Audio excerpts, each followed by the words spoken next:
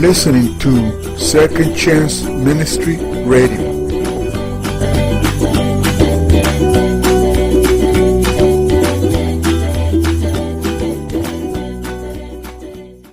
You are listening to Mission Audio's production of Everything is Possible by Jen Bricker. This book is read by Jen Bricker. This audiobook is dedicated to the glory of God. May this audiobook touch the lives of millions around the world. Chapter 2, A Bundle of Energy. I can do all things which He has called me to do through Him who strengthens and empowers me to fulfill His purpose.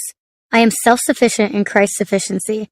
I am ready for anything and equal to anything through Him who infuses me with inner strength and confident peace. Philippians chapter 4, verse 13, Amplified Version. We had 2 mules growing up, Sadie and Sam. I rode horses and mules, despite having no legs to put into the stirrups. I just figured out a way to plant my butt in the saddle and balance my weight, sure and steady. One time I was riding Sam and something spooked him, so he turned sharply to the right and directly into a clothesline. I ducked down, and then he jolted and started running toward the road off our property. I fell off to the side and was hanging onto the horn of the saddle with only one hand. He kept galloping away at full speed down the street, but I refused to let go. I remember glancing back at my parents and brothers chasing after us in a panic. "Stop screaming!" I shouted. "Calm down!" I was cool as a cucumber. They eventually got Sam to slow down and hop back on the grass. When he finally came to a stop, I was still hanging on, stubborn as a mule myself. I gave my family a scare, but I was just fine. Not even a scratch. Sam and I kind of liked our little escape act. I never ran out of steam as a child. Seriously, I was like the Energizer Bunny. Anyone given the task of getting me to slow down had a huge problem. Slow wasn't one of my speeds, and frankly, I didn't come with any brakes.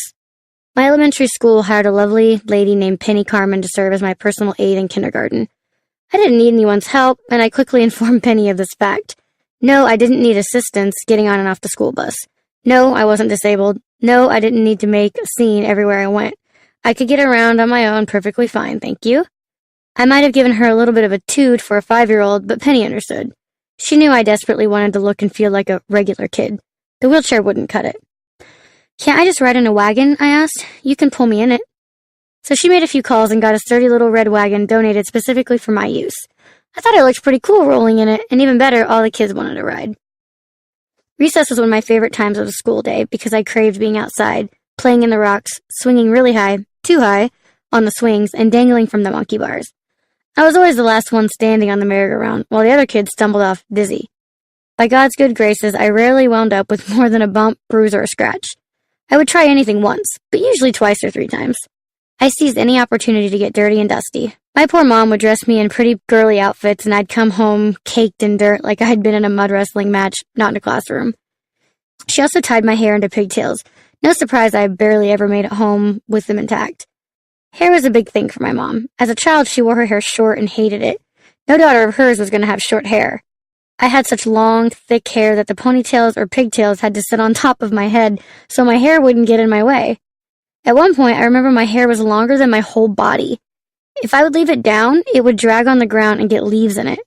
I hated when my mom brushed it, and she had to chase me around to get me to stay still long enough to work out the tangles. I would cry, and she used to call her old cat Mickey over to get the rats in my hair. I would laugh, and suddenly the brushing felt a little more tolerable, but not much. I brought my lunch to school in a lunchbox in the shape of Mickey Mouse's head. Yep, Mickey's head opened up to reveal PB&J sandwiches, Capri Sun juice pouches, and fruit by the foot snacks. My other favorite lunch included a bologna, cheese, and mayo sandwich. I can still taste it today if I close my eyes.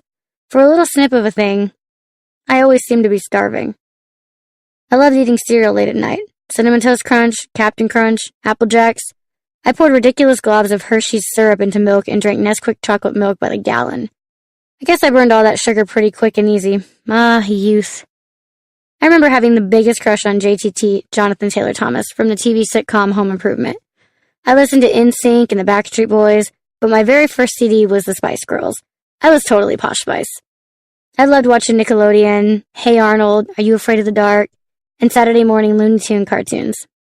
I was optimistic that Wile E. Coyote would catch the Roadrunner, at least one time. I was nuts about the Power Rangers, and of course, wanted to be the pink one.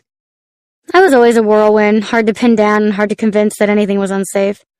I was all about pushing myself to test my limits and defying what people expected of me, not to mention gravity. The only time I settled down was for carpet time, the time when Mrs. Butcher gathered our class around her on a tiny rug to talk about something. I loved Mrs. Butcher. She was small, about 4 foot nothing, with a warm, nurturing voice and a beautiful smile. I was captivated by her. I think I also just loved being physically close to everyone in that circle and checking their faces out and seeing their reactions. Maybe this is where my love of people watching started. You can learn a lot about someone from just watching their eyes. I loved trying to figure out what made my classmates tick. I loved the idea that I could read their minds and secretly wished for that superpower. I remember we had this little brightly colored playhouse in the corner of our classroom, and we would climb in and on and through it. I was always playing and hiding in it, even when I wasn't supposed to.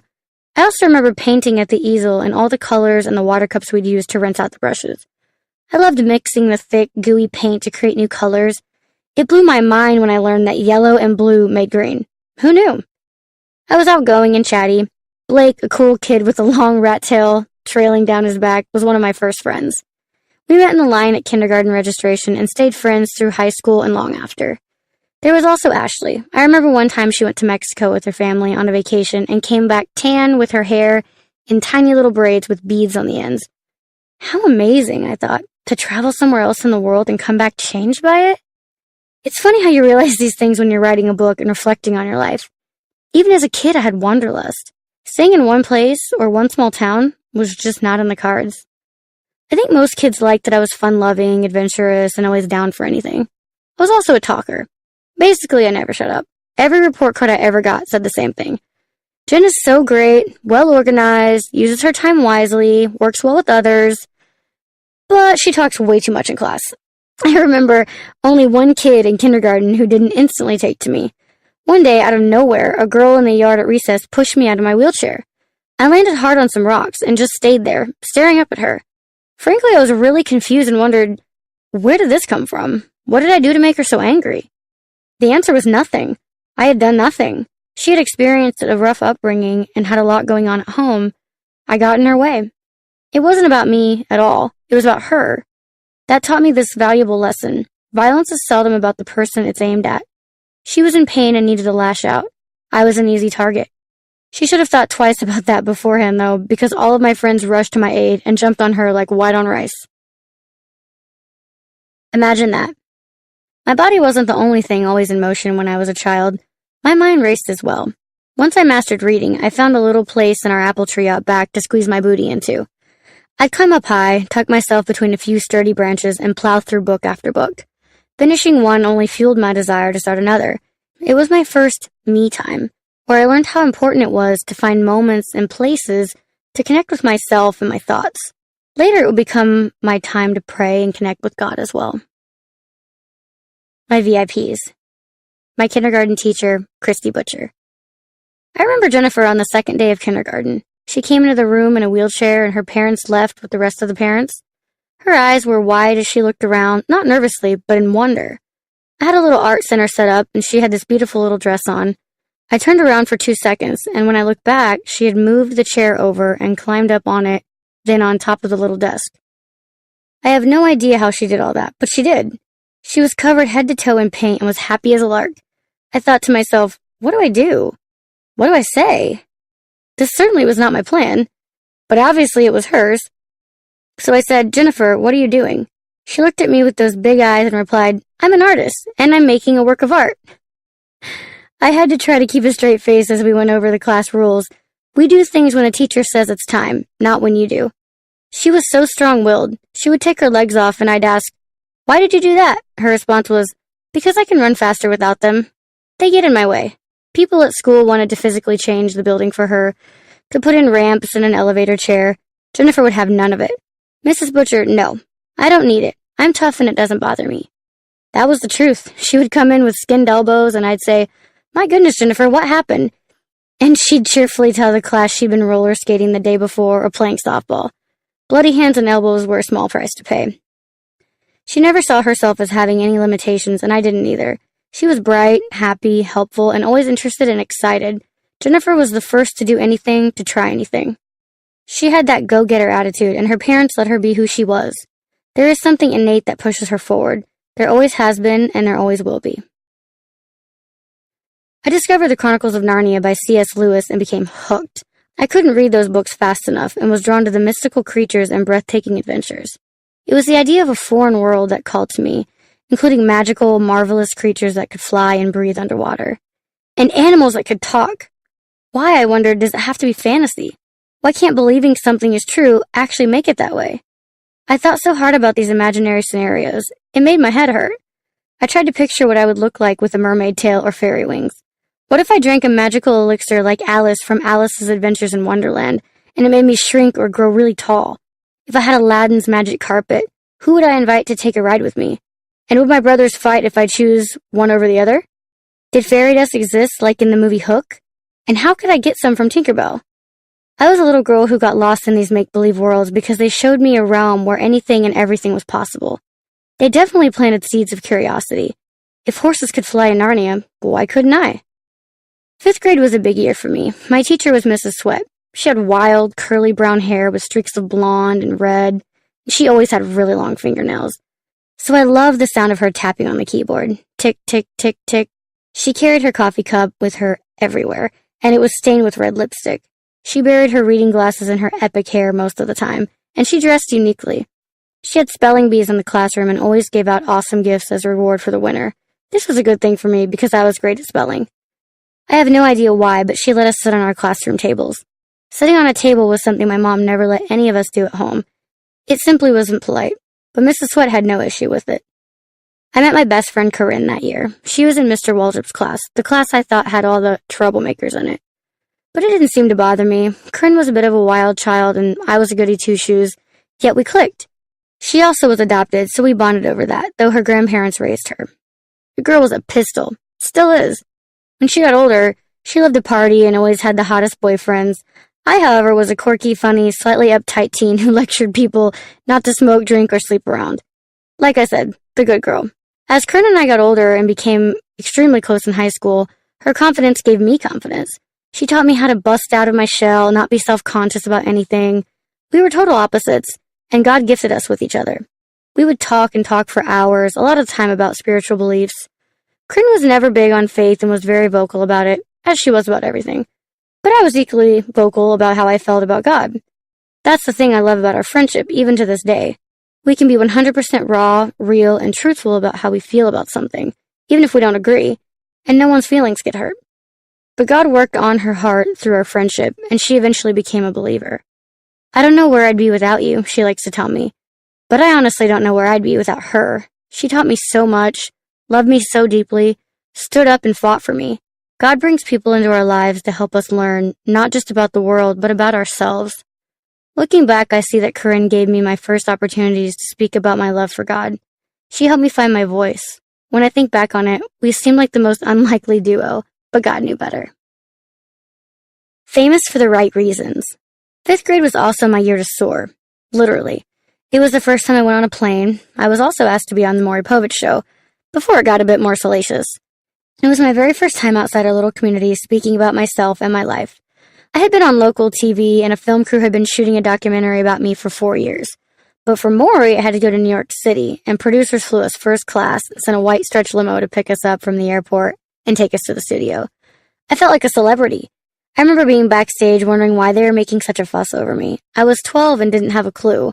I hadn't yet figured out that God had made me this way so I can inspire others. My VIPs. My best friend Corinne McDaniel.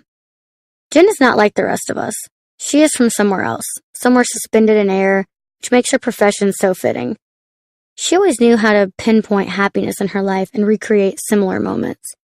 She didn't believe we needed 8-hour school days. It literally made her laugh to think we were there for so long each day.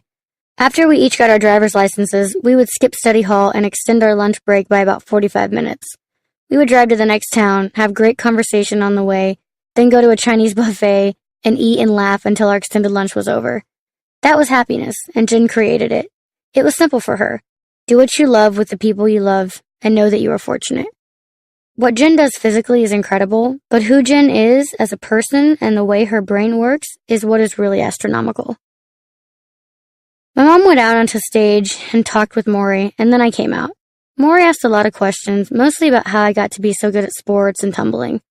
I chatted with him like he was sitting in my living room, I felt perfectly natural in front of a live audience and thousands of TV viewers. People ask me all the time how I learned to be such a good public speaker. I have always been able to do it with ease, and a lot of times, especially when I'm talking about my faith, trying to lift people up, I feel like God is speaking through me. It's truly a gift I was born with.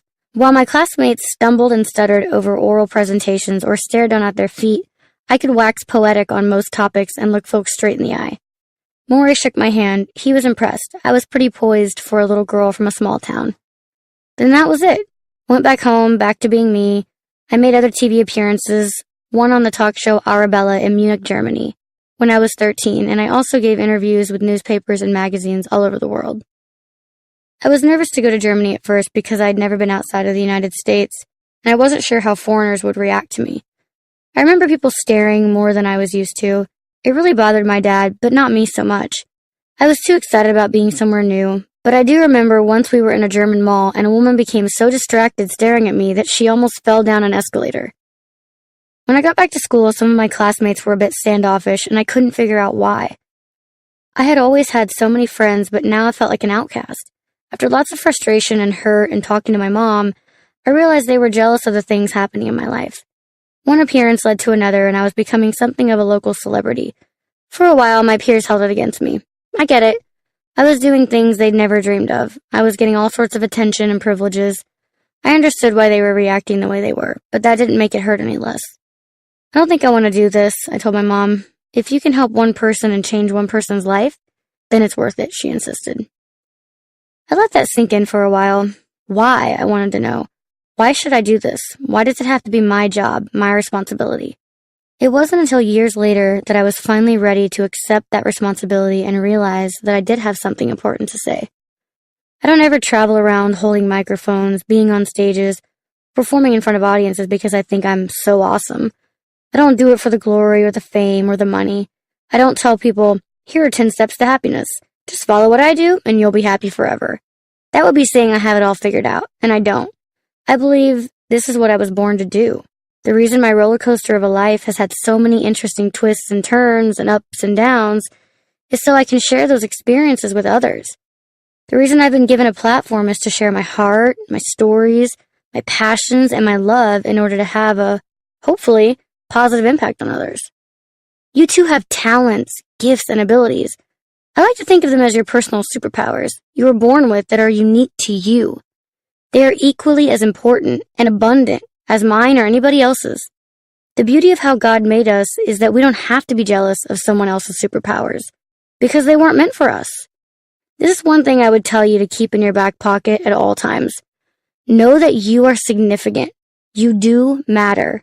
And what you have to offer is powerful. How powerful? Just like I do. You have a platform and an audience. Just think about the people you interact with every day. Your coworkers, your family, your significant other, your kids. They're watching you, noting what you do and don't do. We all have an opportunity every day to have a positive impact on the lives of others in both big and small ways. My mom has always kept a journal, stacks of them with every page filled. Every night while I was growing up, she'd sit in her chair in the living room and write away. Then one day, she handed me a blank one of my own. One day you'll thank me, she said. Okay, Mom, here's what you've been waiting for all these years. You were right. That journal became a place for me to write about my feelings and work out my frustrations. I wrote when I was ticked off at something and or someone, when I had a crush on someone, when I was confused or afraid or simply lost. She knew the words would come easily and I would never ask, why me? I feel like God is the real author of this book. He's giving me the insight and the experience and the words to explain how and why He has shaped my life. Recording an audiobook was a choice I had to make, to allow God to take me to and through this place. God shows us the opportunities and puts them on our path, but we have to be strong enough to grab them and then hold on for all our worth. My family says I've always been stubborn as a mule, and I can't help but think maybe that's not such a bad thing after all. Believe it. God has a plan for you. Giving up control is not easy, especially for a control freak like me. But I've learned that the more I surrender and let God take care of things, the better off I am. Get out of my own way, I get out of His way, and then I let Him do His work. Because I have allowed Him in, I have more peace now than I've ever had in my entire life. I have given more and more areas of my life to Him, trusting that His plan and His way are the way for me. My dreams are laughable when compared to God's plans for my life. His gifts, ideas, and blessings are so much bigger and better than anything I could possibly imagine. All because I let Him drive and stopped trying to grab the wheel every 5 seconds. It was humbling to realize that I might actually not know what is best, even for myself. I am and always will be a work in progress, always teachable, always growing, and always trusting that God will never steer me wrong.